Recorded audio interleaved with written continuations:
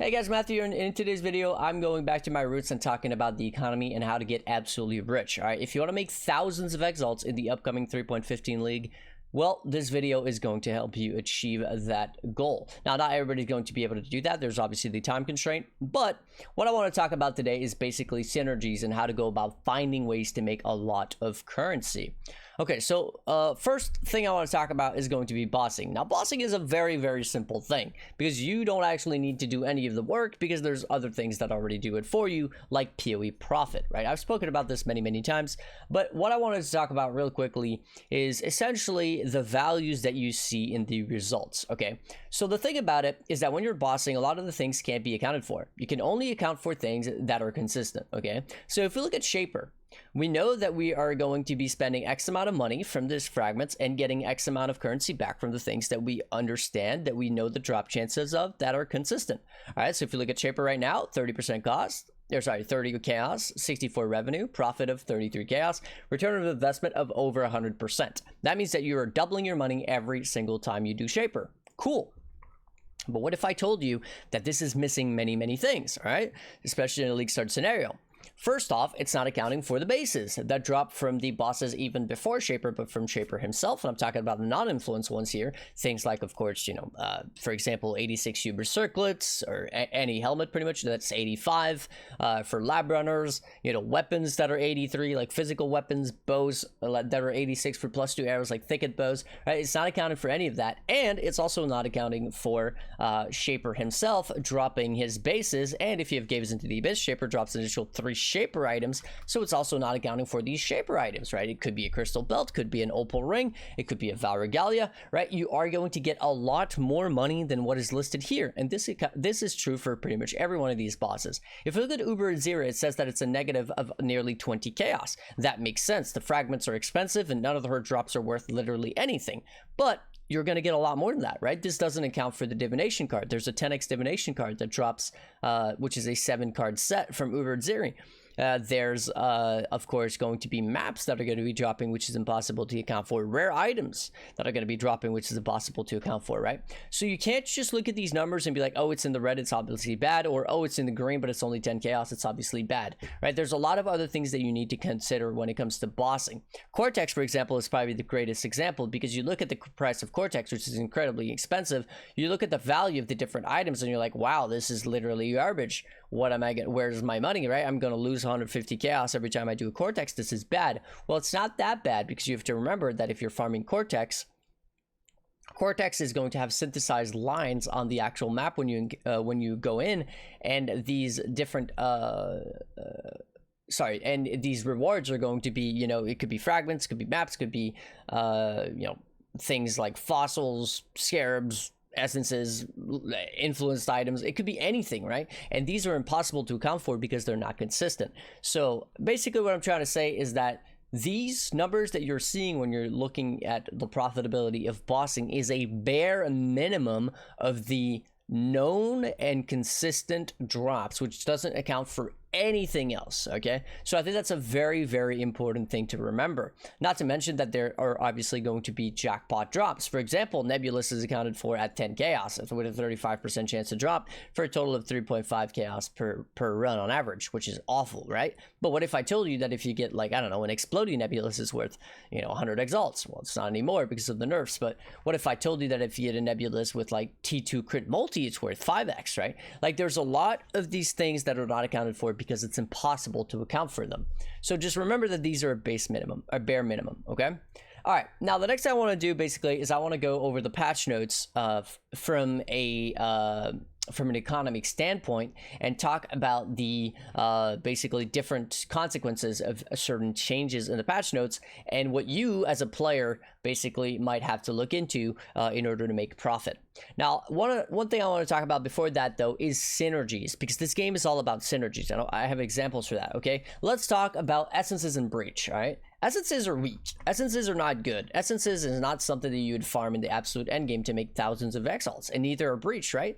But it's funny to say that because last league, if we took essences on the map device for 2 chaos, you would get 2 essences, and the same thing for breach, right? For 2 chaos, you would get 1 breach, and additional contained area can contain breaches. So I think it was like basically 2 breaches most of the time, right? So you get 2 essences or 2 breach for 2 chaos, which is not anything crazy. But if you paired it with some of the nodes on the tree, right, some of the atlas passives like controlled corruption and amplified, or for example like probing weaknesses, probing for weakness and flash breach, and then if you further increase that with Maven Watchstones, and if you further increase that in some cases with some sextants, like for the essences, right, we had the remnant of corruption sextant on prime sextants, which was really good. And if you further increase that, for example, with Maven Watchstones for the breaches, with the more chance to get Chiyula or more chance to get Omnithol, you could get to a point where you were making ridiculous amounts of currency with some of the cheapest and I guess you could say freest methods of currency in the game, right? And of course you could scale that up because we had Harvest, which was the same thing, right? It's all about the synergies. Harvest by itself on the map device is pretty useless. You're not going to make a whole lot of money with that. But if I tell you Harvest on the map device plus the Harvest passives in the Haywork Hamlet plus stacking mature watchstones, all of a sudden people were literally making 10x an hour from Harvest, right? It's all about the synergies. Okay, so now let's look at the map, the league mods that we have in this league. And one of the most underrated and one of the strongest mod that we get this league is actually Abyss. Now Anarchy doesn't really have anything to really scale it and make tons of money. There's no real strategy there. Domination either. Nemesis, now that we can drop headhunters literally anywhere in the game, is also completely useless. Now you could pair that up with Nemesis 3 Sextant, but I think there's some better ways to take advantage of that Sextant, which I'll talk about in a bit. But Abyss. So an Abyss for 2 chaos. Well, first off, it's pretty much impossible to lose money here, right? Because you could just get like a jewel at the end of the Abyss, and so long as it's like a decently high level one, you should be making more than 2 chaos. Same thing for, a Stygian Vise. And of course, the monsters themselves are going to be dropping things like, div cards, currency, rare items, etc. So Abyss at 2 chaos is great. But if I tell you Abyss at 2 chaos by itself, it's obviously not great. So we need to look at the synergies for Abyss. So right now, the best synergy for Abyss by far is going to be up in New Vastir with Abyssal Army. Abyss monsters in areas grant 50% increased experience. No one cares. But look at that second line here. Abysses in areas spawn 100% increased monsters. That means that you are getting double the value for each of the abysses that you spawn, right? Double the value. You pay 2 chaos, you're getting 1 abyss, but this abyss has twice the amount of monsters, therefore you're getting double the value. And you can further increase that with a votive horde. Abyssal troves in areas have 20% chance to drop a rare item with an abyssal socket. Okay, that's garbage. Abyssal troves in areas have 200% item quantity. Once again, we are basically increasing the item quantity by 200%. We are basically just about doubling the value or so of our abyss. So yes, we are getting 1 abyss for 2 chaos, which overall is a pretty bad deal. But now we are increasing that because we're getting twice the amount of monsters from that abyss, which is basically double the abyss, and they were like doubling the loot from at the very end from the trove. So overall, it's starting to make a lot of sense, but you got to look for more than that, right? The reason why Breach was good is because, yeah, it was on the map device. Yeah, there were some Atlas passives, but you got to be able to go further than that. That's not enough to really get yourself a strategy that is going to make you a metric ton of currency. So how can we go further? Well, there was the introduction of abyssal scarabs in 3.14. So if you look at that area contains an additional abyss, now you're getting double the abysses, right? So you're getting 1 from the map device and you're getting 1 from a rusted abyss scarab, which is one of the cheapest scarab, or at least it's been historically.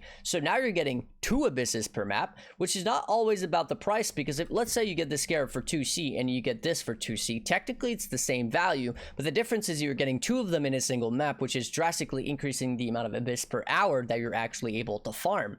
So you're getting 2 abysses for 4 chaos. If you can get it for, let's just say you can get this for 2 chaos, which is probably going to be even cheaper. Maybe not after this video, who knows. But let's just say 4 chaos for 2 abysses, and then these 2 abysses are getting 100% increased monsters, so you're getting 4 abysses worth of monsters, and then these 2 abysses are also getting the troves of 200% item quantity, so you're getting, of course, 4 abysses worth of item quantity from these chests, which can drop things like exalts, of course, influenced items if your map is influenced, all that good stuff, right? There's a lot of potential, and, of course, the actual jewels themselves, which you can easily craft in Val, or, you know, just sell for bases. There's a lot you can do with abyssal jewels as well, right? And you can just identify good ones too, and with the amount that you would be getting, that's not a bad idea. Now, if we look further in terms of things that synergize, we could go with better scarabs, of course, depending on the price, right? You have to look at it this way. You're getting this node, which is increasing your area, the abysses and areas spawn 100% increased monsters. This scarab is giving you only 50% extra. So let's just say this scarab is 2C and this scarab is 5C. You're getting 50% increased monsters for an additional 3 chaos, but 50% increased monsters is not even one abyss worth, one abyss worth of monsters, because that would be 100% increased monsters, and we get that for free on the tree, so why would you ever spend that extra money? So it really comes down to the value of course, your time spent versus what you're getting out of it, because it's normal that a Wings Abyss Scarab, technically, in terms of value to 1-to-1, you're getting 3 times the abysses, and you're getting 100% increased monsters, so like 4 times more so value than a Rusted Abyss Scarab, and it's probably going to be way more than 4 times the price. But that's because you have to consider the amount of time spent in the map and how much value you're getting per map, because maps are not free, especially when we're looking at endgame maps and juiced up maps. So it's all about looking for synergies. And by the way, this is a strategy that I actually legitimately think is very, very good. If you're in red maps, abysses drop a ton of maps, especially if you pair it up with these different nodes. And if you go in and add some even extra abysses on your map, very, very good strategy. Now we got to look for more though, okay? Because that's only 2 nodes. We're getting 10, right? What do we do, right? We've got to get more value out of this. So we got to look elsewhere. Now, if you're farming delve or intend to delve, it's a good idea to grab the delve stuff.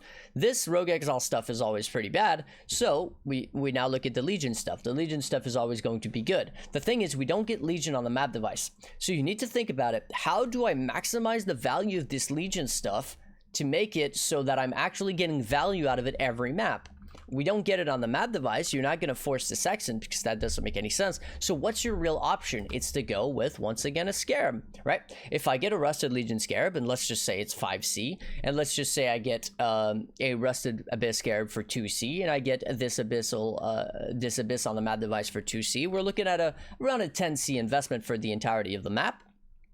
But I'm getting like 4 abysses worth of monsters and 4 abysses worth of loot from the Votive Horde, and I'm getting a legion every single map, which is giving me basically each legion areas has an abyssal warhorde, so you're getting at least 2 warhordes and a 1% chance for splinters to drop as emblems. This is going to add up over time, and you can even go protracted battle. This really doesn't do anything, but it does help if your build is struggling with clearing the entirety of the Legion to make it so, well, you can actually clear it better. That's pretty much all it does, right? So War Supplies and Emblematic is the value there. So it's all about the synergies, okay? So Abyss, in my opinion, is going to be a very strong contender, right? Breach, not so much. There's no way to force breaches. Sure, you could use a breach scarab, but are you going to want to use a breach scarab, which is going to add, like, let's say 1 or 2 breaches per map, and that's literally your only source of breaches, right? Is it going to be worth rolling Watchstones for 2 breaches per map? No, it won't, right? It will not. It's all about the synergies with the Zana mods. Anarchy just doesn't really have anything, or at least I don't know of anything. Domination is not great. Nemesis, 4/4 Chaos. I mean, rare monsters have a Nemesis mod. Area contains 5 packs of rare monsters. It's like, it's not the worst, but the thing is, why would you ever use this? Because the only reason people used that before was to drop headhunters. But now that we can drop a headhunter literally at any point in the game, past level 40, there's really is no point for this to even exist. So the question becomes, is there a way to synergize this with other things in order to make currency? Well, there is. Nemesis drops 3 additional currencies, but The problem with Nemesis drops 3 additional currencies is that it requires you to have a really juicy map. The way that people used to do this is obviously to use the King Harbinger exploit, if you want to call it an exploit, or taking advantage of the King Harbinger, because you had Harbinger on the map device for 2 Harbingers plus 1 extra Harbinger, which every single one of them had 30% chance to be a King Harbinger. And then, of course, you could also further increase that by as many Harbingers as you wanted through the uses of Scarabs. So you could get, like, you know, what, 7, 8, 9 Harbingers per map or something crazy like that, right? Well, you can't do that anymore because well, of course, they're nerfing this, so it's no longer going to be good, or probably no longer even going to be viable. But there's also no Harbinger for 2 Chaos on the map device for 2 Harbingers, which is really, really strong, right? So how do we take advantage of Nemesis? I don't really know. Metamorph at 5 Chaos. I mean, technically, this doesn't really make any sense because all that you're getting from this Metamorph at 5 Chaos area contains Metamorph monsters. If we look at Metamorph Scarabs, right, this is essentially the exact same value than a rusted Metamorph Scarab for much, much more expensive. Typically, rusted Metamorph Scarabs are a lot cheaper than that, like 2 Chaos in bulk. Meanwhile, this is 5 Chaos. So where is the value going to be? And not to mention, they also nerfed catalysts, right? Metamorphs are typically useful for catalysts. Yeah, that's like your main money maker, but there's no way to 1-3 catalysts, or at least not that I know of. Maybe if they added that, that would be interesting, but there is no way to 1-3 catalysts for better ones. And they nerf catalysts, and they nerf catalysts pretty hard by making it so they no longer get consumed by crafting. So what that means is the high inexpensive catalysts, which you would typically hope to get, things that people buy in bulk, things like turbulent, things like prismatic, things like fertile. People used to need a lot of them because when they were crafting, they would annul or slam or whatever an item, and then they would basically just consume all the catalysts. So they had to recatalyze the item, either use 20 of them in order to try again, or scour and use 4 of them in order to recraft the item completely if they absolutely bricked it. Now this is completely gone, right? You just need 4 catalysts on a white item, and then it's catalyzed for the rest of your life. So because of that, I think that catalysts are going to lose value because they're not going to have anywhere near as much demand, because obviously people need a lot less of them. Next we have Ritual. All right, well, Ritual's pretty obvious, right? We are heading over to Hamrick Hamlet, right? And the strategy, the synergy is going to be the exact same as last league, where people are using blood-filled vessels, paid in blood, making it so you can get 2 additional rerolls, which is absolutely fantastic. 10% chance to contain Ritual altars doesn't matter because you're already getting the altars for 13 chaos. And then the synergies are obviously going to be your watchstones, meticulous watchstones for 4 rituals, and then you are going to further increase that to 5 with Secrets of the Stones, which I don't think was a bug. I'm pretty sure that was intended. So you're still going to be getting 5 rituals every single map for 13 chaos. I mean, it seems really, really hard, in my opinion, to lose money. People were spending like 2x per map and somehow making profit last league. So at 13 chaos, I don't really see how it's possible to lose money. All right, next we have Delirium. Now, Delirium is obviously going to be all about Lexajoris because of the synergies of Alva paired with the Delirium. 16 chaos. Sounds like a lot of money. Well, it's not, right? 2 Delirium orbs, boom. There's your money. Most of the time, just the Delirium orbs or whatever is going to pay for that. The gem XP is going to pay for that, right? You need to remember that Delirium, especially if you're doing juiced up high tier maps, is incredible amount of XP and gem XP, so very, very solid. Just the Delirium fragments, right? Just the simulacrum fragments, I should say, alone should pay for that. And now if you look at the synergies, we have Pathological for maps found have 5% chance to contain a layer of Delirium. We just don't care about that. We're getting Delirium every single map for 16 chaos by forcing it. Persecutory Delusions is absolutely fantastic. Delirium encounters in areas have 100% more likely to spawn a unique boss. This means that you're going to be getting Kosis and the other dude, which I can never remember his name, a lot more often. Well, twice as often, technically, right? 100% more likely, which means that you're going to be getting a lot of value there. It also means that if you're not using this, and instead if you're running Delirium maps, right, with using Delirium orbs, you only need to go to 60% Deliriums to get double bosses every single map, which is an insane amount of value because they drop like 20 simulacrum splinters each with this node. So that's 40 splinters just from the bosses, which is a fantastic value because Delirium bosses drop 100% increased splinters, right? So instead of dropping 10, they drop about 20 each, so that's huge. And Delirium bosses have 100% chance to drop a unique cluster jewel. Now, with the nerfs to cluster jewels, with the nerf to hollow palm, with the nerfs to what's it called, cast on crit. Both the lone wolf and the hollow palm jewels are probably going to be pretty cheap, but still you're getting a lot of value from this. Hollow palm is always going to be popular. And you also get compulsive hoarder. Delirium encounters and errors have 10% chance to generate 3 additional rewards, which is the equivalent of saying 30% chance to generate 1 additional reward, which means that every 3 maps, right, every 3 delirium encounters, you are getting an additional reward. It's not great, it's not like an insane node or anything like that. It really is all about persecutory delusions, but it's not overall awful. Now the bigger thing, however, is that you get delirium monsters have 15% increased chance to get cluster jewels, and you get 3 of these nodes, so that's 45% increased chance to drop a cluster jewel. You can further increase that on some watchstones, and then of course if we look at synergies, we have alva. Time and again gives you 10% chance to gain an alva mission, which helps you with sustaining your alvas. But the big deal is time dilation. Incursion monsters in areas, or at least magic. This is insane for simulacrum splinters, because every single monster is magic, which drops more simulacrum splinters, of course. So you're getting massive explosions of simulacrum splinters after every single alva, and of course it helps you with sustaining the alva. Now you can go further with synergies on that by using what's it called, prophecies for alva or anything like that, sextants for alva, right, stuff like that, because you're not going to be able to absolutely like 100% sustain that. Now we know that there are strategies to farm specific master missions with watchstones, right, with the Maven watchstones. I've already made a video about that. Things like you know, very small map, and then you are just basically zooming through the map, killing the boss with 100% increased chance to get a watchstone, further increased by Secrets of the Stones. Overall, pretty no-brainer strategy if you're trying to get some master missions, but that's another story. Val Oligarch, the Val Fresh Merchant, is really, really bad. So that's your synergies in this specific area. You're going for the juicy Delirium stuff. You're going for the juicy alva bits. And you can further increase that, as I've already mentioned, with watchstones, kind of similar to the Ritual. Now, Ritual is one of the best watchstones in the game, however.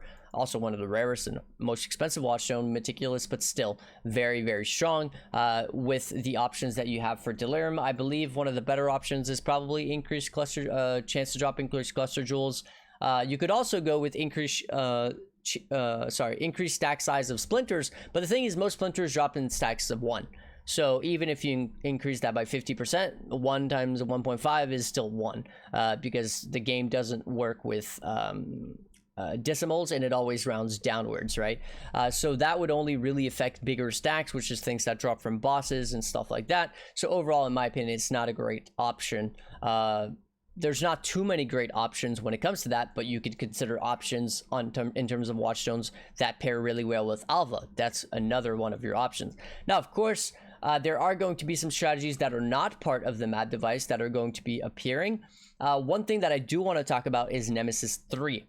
Okay, so the way to get the biggest value out of Nemesis 3 is to get as many rare monsters in a map as possible. How do we get as many monsters on a map as possible that are rare? Well, of course, we want to have Delirium on this map, right? So Delirium is going to be very useful in long maps. Think of things like Tower, think of things like Tropical Island, right? Stuff like that, because the maps are very, very long, which means the mirror is going on for a very long time. When it comes to Delirium, typically the maps are actually more important than the zone, but you do want to try as much as possible to stay in Lexigors because of how good the maps, the Atlas passives are here. And there should be at least one map which is going to be decent, at least I would hope so. A very long and linear map is what you want. So what you're going to do after you get your Delirium for 16 Chaos is you're going to roll the Nemesis 3 Sextant. The Nemesis 3 Sextant is going to make it so any Nemesis monsters are going to be dropping 3 currency charge, 3 base currency, right? So that could be Exalts, Chaos, Alterations, anything really. So at that point, the thing is, how do you get Nemesis monsters on a Delirium map without using Nemesis on the map device? You're going to have to roll Nemesis on your map itself. And better yet, if you roll Nemesis plus Beyond, that's where you get the absolute most value, because you're getting Beyond, Delirium, and Nemesis 3, and Nemesis, right? So you're getting an absolute ton of monsters, and if you're able to clear these maps, right, with a really long Delirium map, especially if you're getting alva encounters, you are going to be getting a truckload of currency, which in my opinion is probably going to be similar to Diplomatic Escort. So I'm not sure why. It's kind of funny because Chris specifically mentioned Diplomatic Escort and Nemesis 3 being extremely strong together, but he actually didn't nerf Nemesis 3. Nemesis 3 is just as strong as it used to be. And of course, if you are going for a strategy that revolves around Sextants, you do want to get Enduring Influence for the extra Sextant modifier use, because that means that, let's say you get Nemesis 3, instead of getting it for 3 maps, you're getting it for 4 maps. Which with something like Sextant blocks and of course forcing specific Sextants, it's very important that you get as much usage out of those Sextants as possible. So that would be the way that I would go about it. Now, of course, there's going to be a bunch of other methods of making currency that are going to be coming out. There's going to be a lot of other synergies. The lead mechanic may or may not be very good for currency. This is obviously things that we are going to need to test.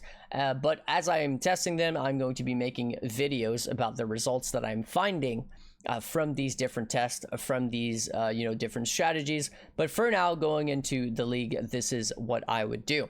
Now, I said that this was going to be a long video, but I think I'll be cutting it in half. So what I'll do here is I'll do a second part of this video where I'll cover all of the different patch notes and their effect on the economy. Like I said, I was going to be due at the very beginning of the video. Turns out that, kind of had other things to talk about.